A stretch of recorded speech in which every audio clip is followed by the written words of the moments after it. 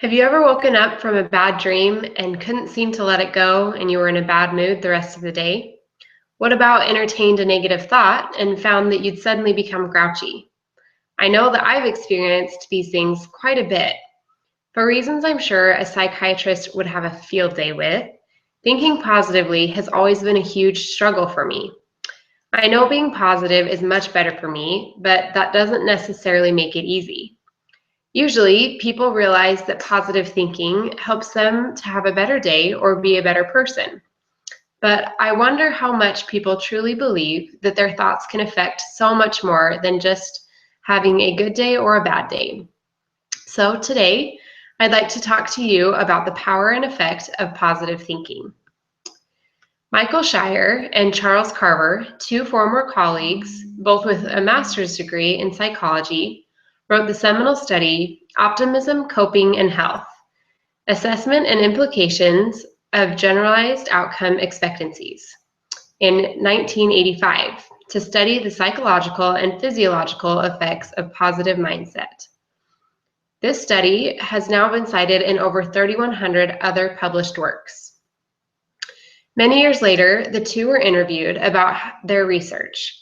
When asked about how their research came about, Shire said, quote, "The idea was, and still is, that when people encounter difficulties doing what it is they intend to do, some sort of mental calculation takes place that results in the generation of a outcome expectancy, the person's subjective assessment of the likelihood that he or she will succeed," end quote. For those of us that speak English, what he's saying is that when we're trying to do or accomplish something, our own assessment of whether or not we will succeed and to what level is what plays the biggest role in our accomplishment. So if you want to do something and do it well, particularly something difficult, having a positive self-outlook is a must. Later in the interview, Shire continued with an explanation on his and Carver's findings and said, quote, "Optimism is clearly associated with better psychological health, as seen through lower levels of depressed moods, anxiety, and general distress when facing difficult life circumstances, including situations involving recovery from illness and disease." It seems like, end quote. It seems like today there are so many things working against us to drag us into depression, distress, or anxiety. But positive thinking can be a very simple tool to help avoid these things that everyone is always seeking the cure to. Along with, along with helping with things like anxiety and depression, a positive mindset can help safeguard us from the evil influences of the world. We've all been taught to always keep a prayer in our hearts, which means having a prayer in your mind as well.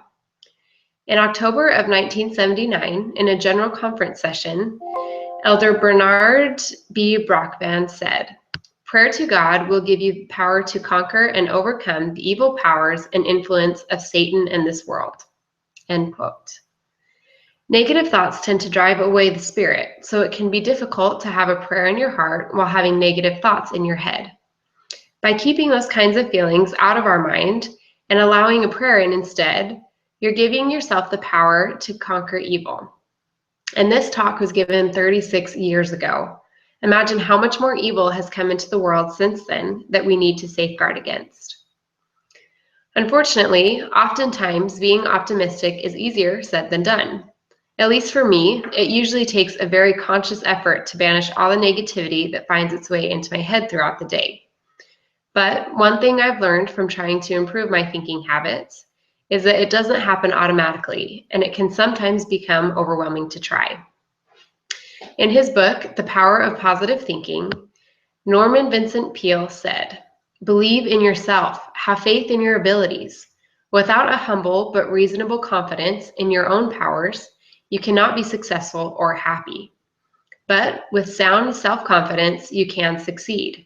A sense of inferiority and inadequacy interferes with the attainment of your hopes, but self-confidence leads to self-realization and successful achievement," end quote. So it's kind of a vicious cycle. You have to have confidence in your ability to think optimistically, but you have to think positively about yourself to be able to have that confidence. So, in his talk, The Power of Self-Mastery, President James E. Faust said, "Self-mastery requires self-determination and strength of character. It enhances our own gifts and talents in a remarkable way. Self-mastery cannot be bought by money or fame. It is the ultimate test of our character." End quote. Mastering our thoughts and avoiding negativity can be difficult and takes a lot of time, effort, and determination. But then again, don't most good things in life? Positive thinking takes careful nurturing and care. Positive thoughts take careful nurturing and care. They are easy to squash or neglect, and what fills up the space that is left is never a better option. To conclude, I'd like to share one last quote with you by Ralph Waldo Emerson. "Sow a thought and you reap an action. Sow an act and you reap a habit. Sow a habit and you reap a character. Sow a character and you reap a destiny."